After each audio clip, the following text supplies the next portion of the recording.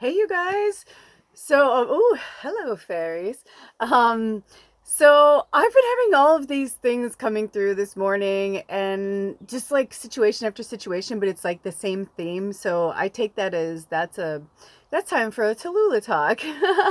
Especially because I was just like talking to Baba and like we were getting into this big thing, and then I was like, I need to go put this out there. Also, can we just talk about my hair for a second? I've been trying these new experiments. I've tried a few different experiments on my hair, like how to curl your hair, without electricity, living off grid. I mean, I will say this. I have become so strong and I've become kind of a warrior badass.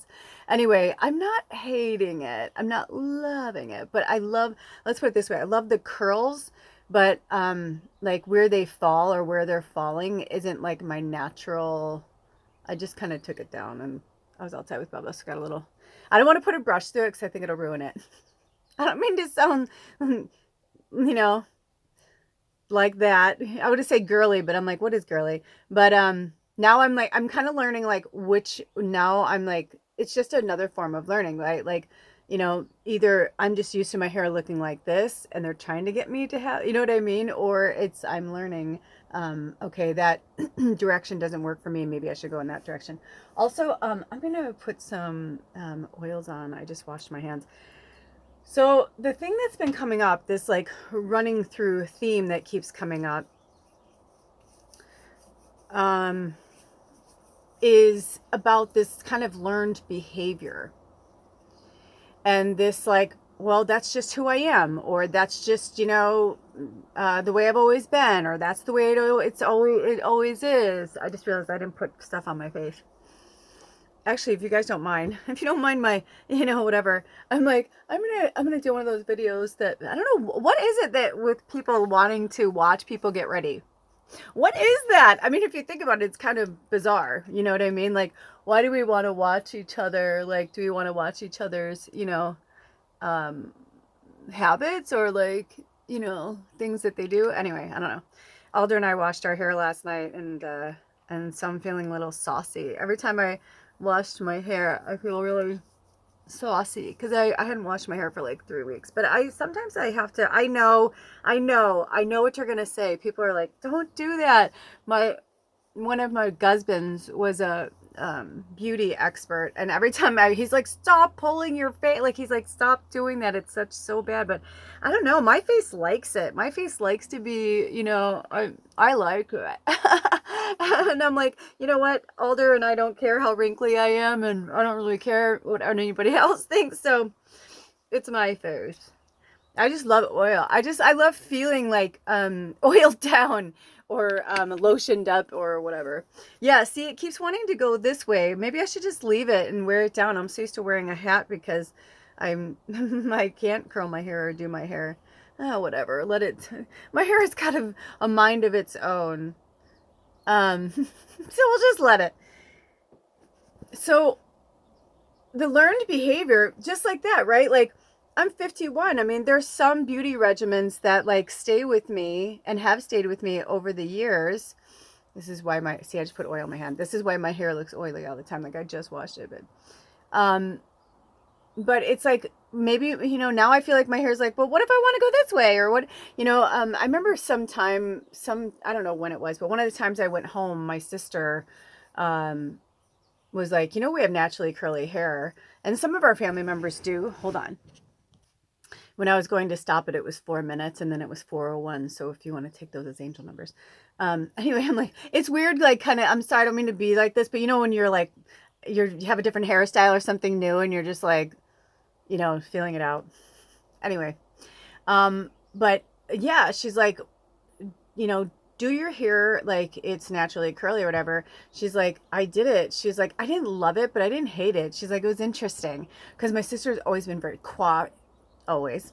But in my experience with her, very coiffed, you know, nice nails, hair, like this whole thing. And I started to think about that, right? And one of my girlfriends growing up, they called her granola girl because she was like more of like the natural, like out of all of us, we were still chemically laden, and she was always like doing these natural, things or whatever. So I just started thinking so much about this learned behavior, right? Like in my house growing up in the 70s, like I remember like sitting in the bathroom with my grandmother slathering on, uh, well, she would use Vaseline, yes, but she was slathering on, oh gosh, it was just in my Noxzema. Is that it? Noxzema? I don't remember anymore. Or you know what I'm talking about? For those of you who are my age group, please comment below. It was like in a blue jar, but it was like, anyway, there was just certain face masks and stuff. And like, you think that that's what it is. And then when I moved to Los Angeles when I was 23, it was way more like health conscious. And I was totally understanding. In fact, I kept saying to my granola girlfriend, like, you have to move out here, dude. I'm like, these are like your people. And I was learning more. And I was like, wow, I wish I'd been listening to her more. Like she really had the juice. She had the gold. But it was just all these learned behaviors of you want the best, you want this, you want that, when I was growing up, it was just this very, it's hard to explain it, you know, and those of you who have an older sister, you'll understand this, or somebody who was like an older, like female, like figure for you, you know, the way I was raised, it was like, you look up to your siblings. I was the youngest. I had an older brother and older sister, but my brother and I were only 15 months apart, where my sister and I were like almost 4.5 years apart, which is a really long time, and her and my aunt were closer in age, and they were really good friends because my mom was the oldest of six. And so my youngest aunt was the baby, number six, and her and my sister, I don't know how far apart they are, but not much, like a year, I think, maybe less. I don't know, maybe more, but somewhere definitely closer than,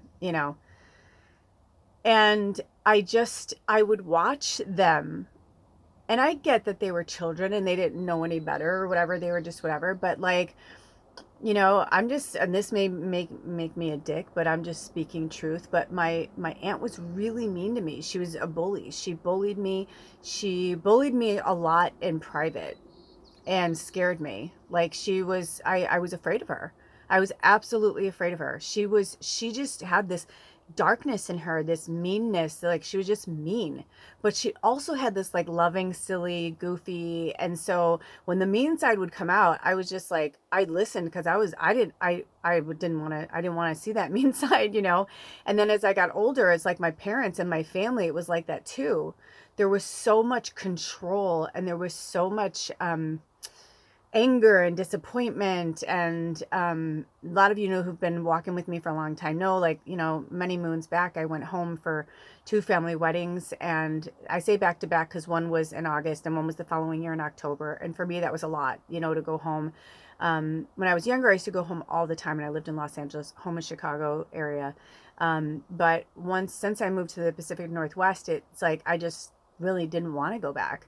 And I think part of that is because I never really wanted to leave Southern California, but my marriage was on the rocks, and my husband at the time, my first husband, wanted to, move to Chicago, and I didn't want to move back there, and it was like this big thing, I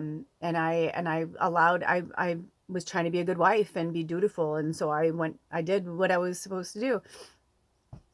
That's what I thought I was supposed to do, like I follow my husband, I do as I'm told. I was in my early 30s, and because I'm getting advice from my family, from my parents, from my, and they're like, you stick it out, you think marriage is easy, and yeah, blah blah blah. I'm like, yeah, I know, but like we're not really attracted to each other. Like in our 20s, we should have been fucking like rabbits, and if you're not, it's kind of, there's something wrong, and I'm not saying there's something wrong. I'm just saying, like, you're young, you're alive, you're fresh, you should be excited to have that time with someone that you're in love with, your partner, especially your husband. So if you're like, in my situation, had to like beg for sex every 6 weeks, and then afterwards we became really good friends for like a decade, like really good friends. And we started out as friends, and we even said like we wish we had never crossed that barrier.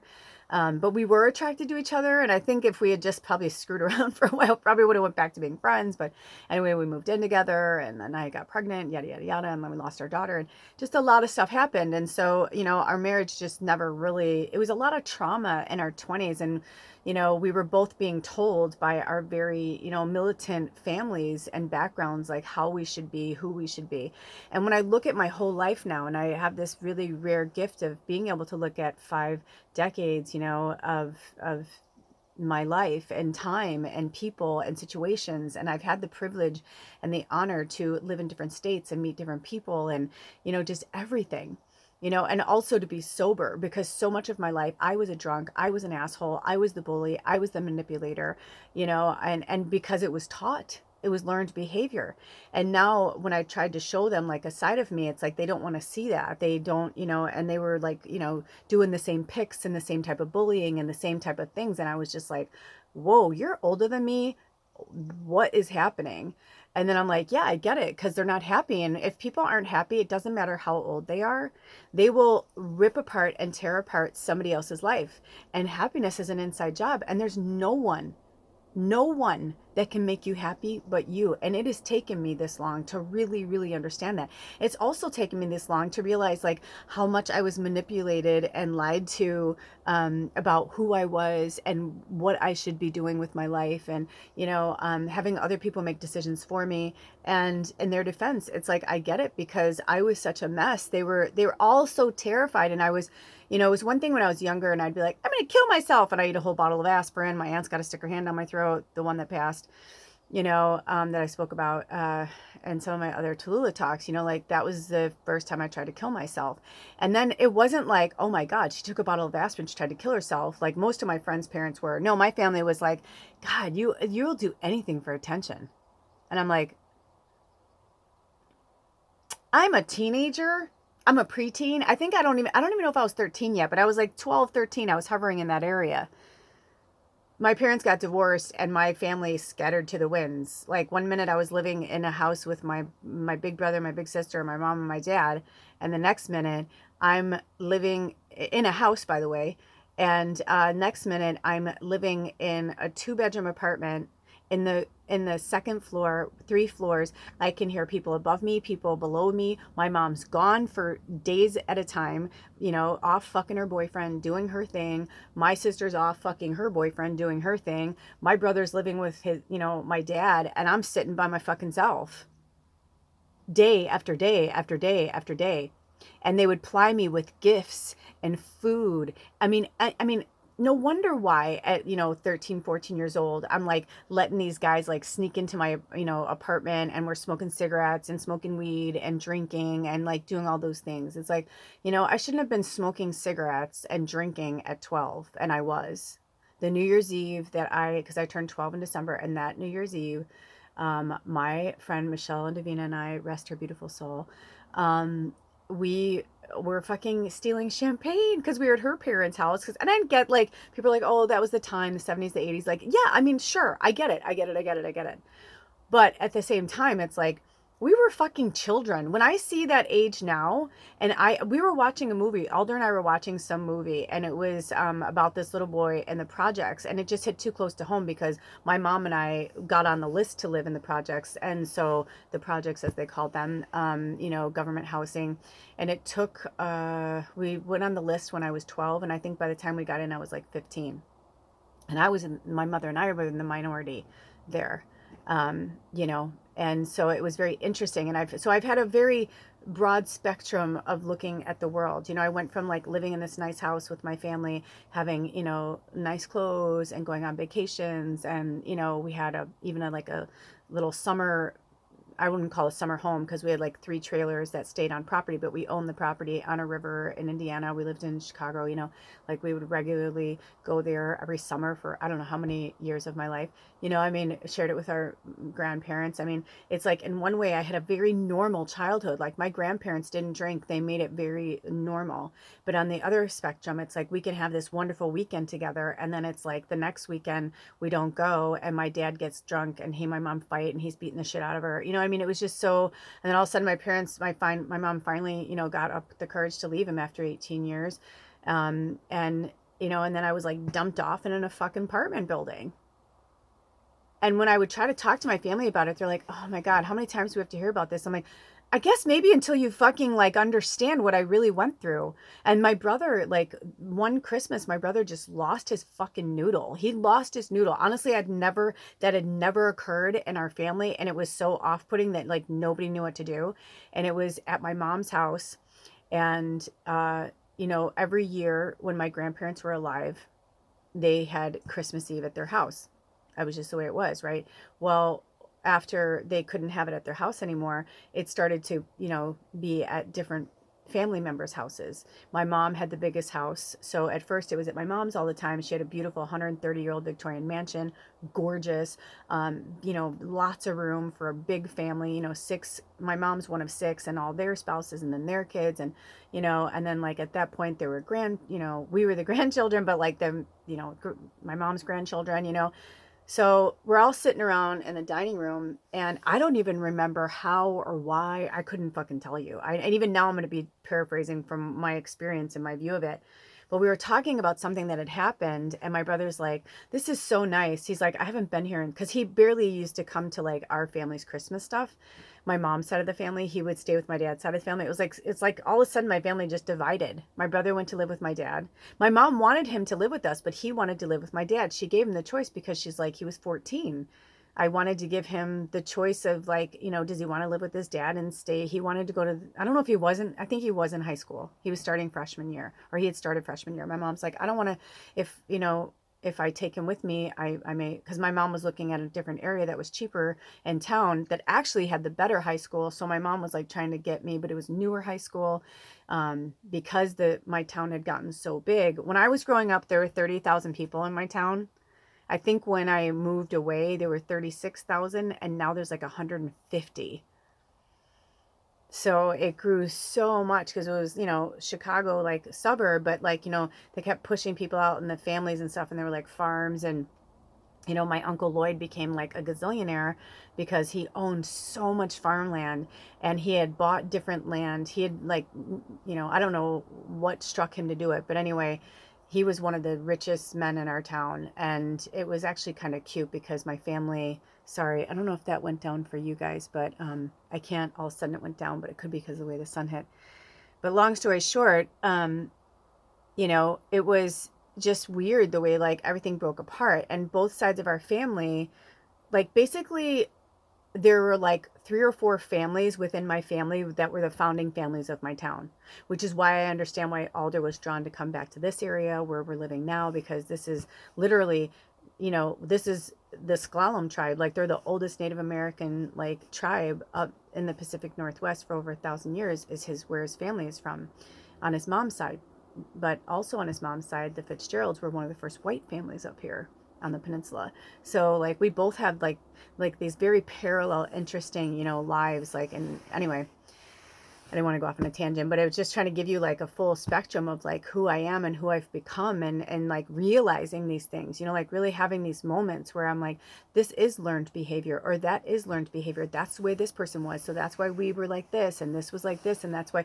But there was this very, some of my family were really wealthy and some of my family were really poor. And there was just all these like competitions, and you wanted to be the best and you had to be the best. And so, it's interesting that it's almost like they hate me. So I feel like my family hated me for who I became at that point, and I was like, but you all fucking made me. I was the youngest for a really long time, and I observed and I watched. Like I've always been this. I was born this. But also, I was born as a light being into a human avatar to have a human experience. I know I chose them. I know I chose all that, but that's what I'm saying. It's like, it's just been amazing. And if I didn't get bullied by them, if I wasn't treated poorly by them, whatever. I mean, because at the core of all my family and my friends that I don't talk to anymore are really beautiful, gorgeous people. That's why I was drawn to them. That's why I chose them. But they are also really dark and have some really mean, angry,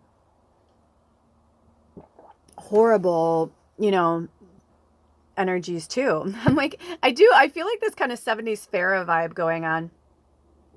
And also noticing how much my haircut isn't as, it could be with the way the curls are going too. Because, I cut my own hair. I layer my own hair. It's a really smart technique. It usually works. But see, if it's curled a different way, it's like it doesn't set the same. Anyway, you hear me, you feel me, you see where I'm going with this. But so with all that being said, my brother really came to the family parties. And this particular Christmas was kind of cool because it was the first time a lot of us were really together. But a lot of people had also gone home by this time. So the only people left over were kind of our core people who were always like, we all hung out together. We lived close to, it's like all the people who lived far away had left, that kind of thing. And when we were growing up, there was never alcohol at Christmas. But my youngest aunt, the one that bullied me, she became a heavy drinker. I was a heavy drinker. My brother was a heavy drinker. My sister and her husband were drinkers. The only people who weren't drinking at that time, was my aunt, and I don't remember if her husband was there at that point, and my mom, and her husband, he drank. So my stepdad, dad too. And we were talking about it. We were talking about our lives. We were talking about like, wow, you're talking about memories. You're like, oh, remember when we used to be at grandma's and like blah, blah, blah, and that kind of thing. And then my brother was like, no, actually, I don't remember because I wasn't invited or whatever. And my mom's like, what do you mean you weren't invited? He's like, I wasn't invited, Mom. And she's like, you were always invited. Don't be ridiculous. Like, and she was right. He goes, yeah, but he's like, I'm just saying, like, I never felt welcome. He's like, he's like, you really fucked up, Mom. And we're all like, it was like the needle went across the record. And in my family, it's like my mom and my sister, it's like I didn't realize it till I kept moving away from home and going away from home and going back, like how revered my mom and my sister were, like the queens. It's like I felt like my grandma was like the queen forever, but my grandma was like Queen Elizabeth. I mean, from the outside, what we know of her, my grandma like ruled with a tough fist or whatever, but she had a heart of gold. And she would, I mean, I remember like when I started smoking and, I wanted a cigarette so bad. And my grandma was like, we were on vacation and everybody was out and my grandma and I were sitting in the car. And I'm like 15, I think, or 14 or 15, maybe 15. I think 15. Because I wanted to say it was like the summer after my freshman year and I was 15. And my grandma was like, do you need a ciggy? And I was like, what are you talking about, Grandma? I don't smoke. And she's like, oh, please. And it's like 80s, mid 80s, and my grandma's like, I can smell you. And I go, it's my stepdad, because he smoked. And she's like, no, I know because she had a smeller like mine. She's like, no, you smell like different cigarettes. And I was like, oh shit. And she's like, do you want one of mine? I'm like, I actually have my own. I'm like, and she's like, have one. And I was like, Grandma, this is weird. She's like, no, I just want you to be yourself. I love you no matter what. That's what my grandma was like. And so we like had cigarettes and, she didn't know any better either. I mean, we were getting, they were starting to, like you shouldn't smoke and all that, but yeah, it was like my grandma was the only one that really like loved everybody for who they were. But then it was like, once my grandma died, it was like everybody's shit started to surface and nobody was dealing with their shit. So everybody was treating each other with the mirrors that we were bouncing off each other. And all of my fucking family members are witches and healers. You know what I mean? Of some kind. They're all like really powerful. And if they're not, they're still like, it's like there's something with our bloodline that's like really powerful. So on both sides of my family, my mom's side and my dad's side, and both sides of there, you know what I mean? Like it's no accident why I chose these people and all these chose people chose these people, you know what I mean? Like we came together, and honestly, not to throw flowers myself, thank you, Spirit, 22, 59, and then 23, because 23 is 5, which is about change and transformation. But I started to see that, like, like the Russian nesting dolls, right? And I started to see how, like, all of these people came together to make me be the ancestral, breaker of the learned behavior. And my brother, it's like, I get what he was saying. Like the way he did it and how it went down was really not cool, but he was used. It's like looking back on it now, he was just a wounded little boy that was like, he felt abandoned. And he was like, why did you leave me with Dad? Like my dad had like, cocaine and fucking, I don't even know. I literally heard hookers, and I don't want to say hookers like that, but back then my dad, he was hanging out at some pretty seedy places. And, after my parents got divorced, they got together when they were 17 and 18. They got pregnant. Their parents made them get married. They got divorced when they were like 35 and 36. And they just like went fucking nutty cuckoo. They just like went like, doing drugs and screwing and, whatever. And it was like the 80s, and they were like, I'm free, and that's, I mean, there's just so much. And so when I see all of these things, it was like, also when my parents were married, my mom, we were like going to church and really religious. And, sometimes we go to church 3 times a week if there was events going on, or it's just like, whatever, Bible study. My mom would make us sit around with like a Bible at home, and we would like have Bible study. We'd have to read the Bible. It's like, I went from that and my in secret, like, it's like in one life my mom and dad were like with my grandma and grandpa, and we're like, you know, at our trailers and our boats on the river, and we have this great life, right? And then we go to church, and at church my parents are, you know, this beautiful couple and like whatever. But then in the shadows, my dad's drinking, he's beating my mom's showing up to church with bruises on her face, nobody's fucking saying anything. I'm like totally confused as a child. I'm like, why isn't anything happening? I asked my, you know, preacher, I'm like, you know, can I talk to you? I'm really concerned about my parents. And he's like, let's pray. And I'm like, my fucking dad hit her like either that day or like within like a certain amount of time, like really soon. And I was like, well, there goes that fucking prayer. I guess that, you know what I mean? I was so confused. And then my parents got divorced, and then they just ripped us apart. We stopped going to church. My mom started, you know, screwing around. Like, you know, my dad was screwing around, and like, you know, they have new girlfriends, new boyfriends, people being introduced to me. And I can hear my parents having sex with other people. And I'm just like, what is happening? My dad stopped seeing me. My dad was more interested in drugs and screwing than like seeing me. My like visits like kind of stopped. My dad stopped paying my mom child support because it wasn't mandated at that time. I mean, it's like my mom had to work like 2 or 3 jobs to survive. It was just like my whole world changed and shattered. And then it was like my mom just started to like go off into her world. Then my mom married my stepdad, who was my dad's best friend. And I mean, this man who I'd known since I was a young girl. And like, here I was, like, you know, I was like preteen. I'm like, what is happening? I remember one time, and I know he meant well because he was the sweetest guy in the world. And so and some of you guys just deal with it. But I remember how mortified I was when I was a teenage girl, and he just was so excited to be my dad. He had 3 boys, and he loved me and my sister because he was part of our family. We saw him all the time. He was like a second dad to me. And so when he became like a real second dad, he and my mom, you know, got together. He just was like, loved it. And he treated me like his little princess. I couldn't do any wrong. And I'll admit, I mean, I really took advantage of that one. But I remember one day I came home from school, and I was looking for him and my mom. And they weren't, and they kept living like in the same area, or like the same building, or like 2 buildings over. So that like, because my dad and my sister, my family kept calling child services because my mom would leave me for like days on end. And they're like, she can't even like drive. Like, she can't like go and get food for herself. And that's whole other thing. But so any hoops. Thank you, Elise Myers.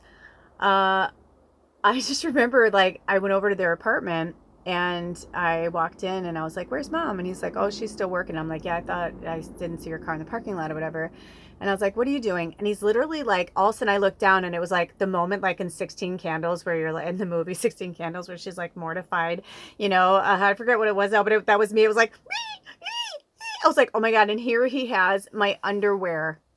I'm a teenage girl. He's got my underwear out in the sink with a toothbrush, trying to get my blood stains out of my period, from my period out of my underwear. Now he is not like that. Like, it was like so like it didn't even faze him. He's doing laundry. It's laundry day. He's doing laundry. That's just how he was. He was just like, you know, oh, I did some of your laundry. He's like, and I go, what are you doing? I was like, what are you doing? And he's like, oh God. He's like, get over here. It's blood. It's okay. You know, we all bleed or whatever. And he was so cool about it. And I know that he didn't, but I was fucking mortified. But yeah, I mean, it's just like, you know what I mean? It was like, I went from a dad who didn't give a fuck to a dad who's fucking using a toothbrush to fucking get the stains out of my pretty underwear. You know what I mean? Because he's like, these look expensive. And I'm like, oh my God. Yeah, I think it had to have been when I was like 16 or 17, because I started working. Like, I started working when I was 13, but like I started like having my own car and like working when I was 16 at the mall. So like I did buy nice underwear and things like that. I was having sex. You know, so, but it was just like one of those things where you're just like, oh my God, like you like the mortification of it is just like beyond. Anyway, so, you know, I've had a lot of shit to unpack. You know, I spent most of my life, a big chunk of, not most of my life, but a very large chunk of my life on drugs, alcohol, and just desperation of sadness, running away from who I was, letting everybody around me tell me who I was, what I should look like. You know, your sister is so pretty. I mean, the thing is, my sister began to hate me because she's like, stop copying me. But at the same time, they'd be like, you should be skinny like your sister. My sister was taller than me. We had a different body type. And also, I'm just going to say it, my sister had an eating disorder. She had an eating disorder.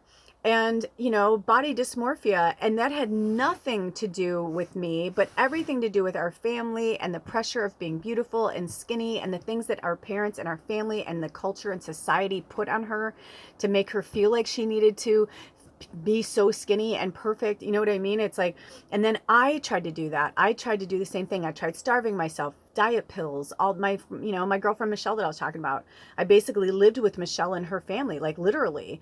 Like the year after my parents got divorced, that summer, almost the entire summer, I lived with her, and I got my period when I was with her family, like on a camping trip.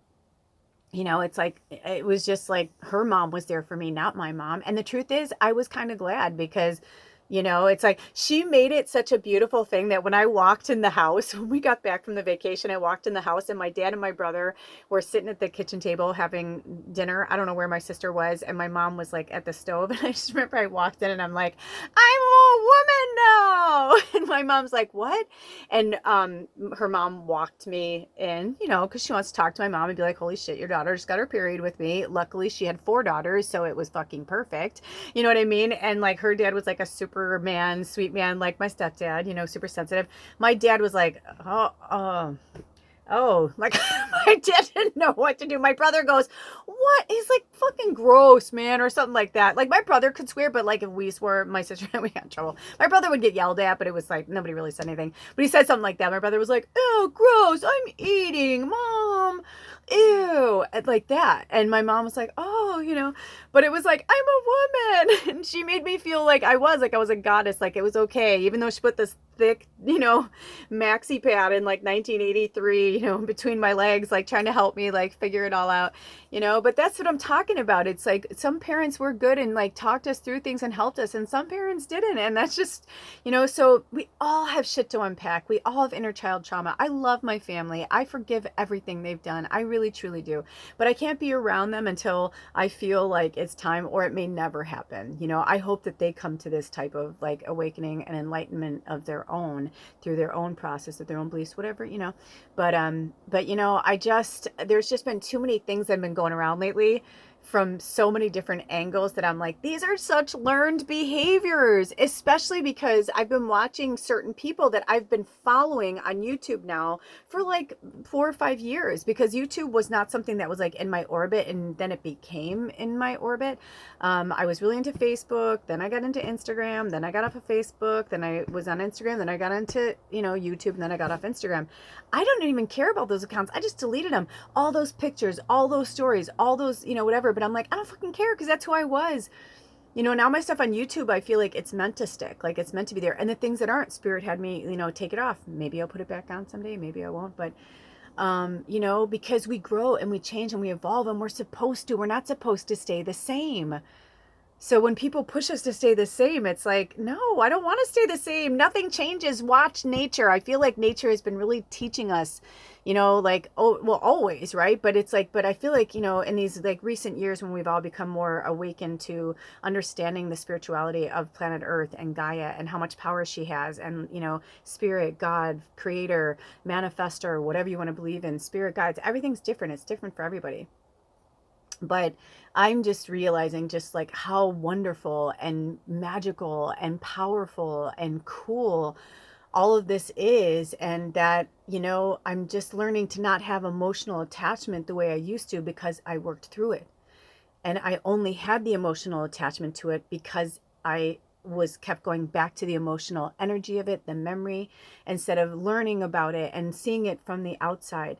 So if your mission, should you choose to accept it, if you're brave enough, is to stand on the outside and look at yourself as a child, look at your family, look at everything, every job you've ever had, every lover, everything, you know, school, your mates, you know, like everything, where you've lived, how you've lived, the foods you've ate, the car you drove. Start looking at all of it. It's like, is there a pattern? Is it learned behavior? Are there things that you've always wanted to do and you haven't?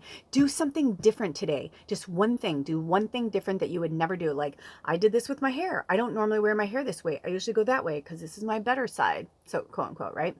But I feel like, you know, there's all these kind of learned behaviors. I told Alder, like, I'm ready for something different. I don't know what, but I'm feeling like maybe I want to do, I said to him, I go, I think I might cut my hair. You know, I've been thinking about cutting it like maybe this short again, because I have had it like shorter before.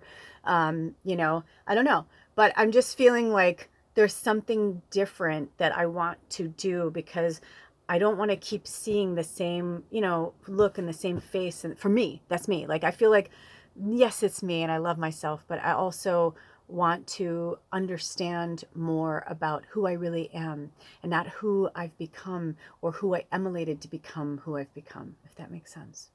Anyway, I hope this helped you in any way. I love you so much. I got just a few more seconds to say thank you for being here and supporting and subscribing and liking and commenting, and I'll see you next time. Blessed be. Oh.